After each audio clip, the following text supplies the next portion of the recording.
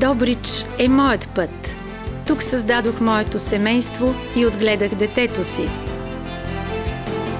През последните 12 години хората ми дадоха тяхната подкрепа и протегната ръка, за да работим заедно за нашия град.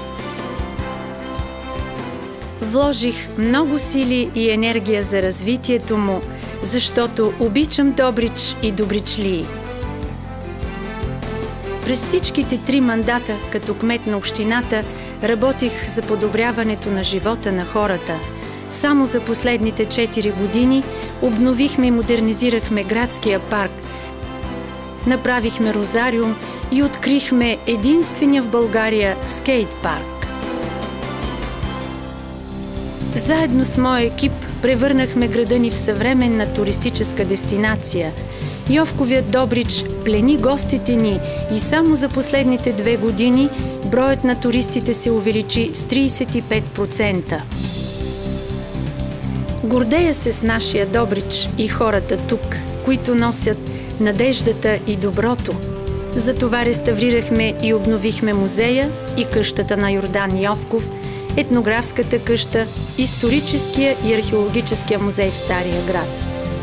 Децата и младите са бъдещето на Добрич.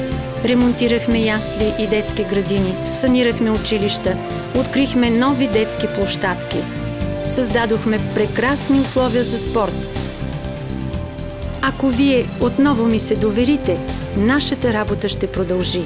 Решаването на проблемите с водоснабдяването и реконструкцията на водопроводната мрежа ще бъдат основната ми задача през следващия мандат.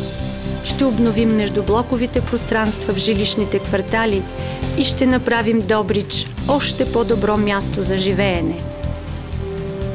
Нашият град заслужава да продължи по пътя на успеха.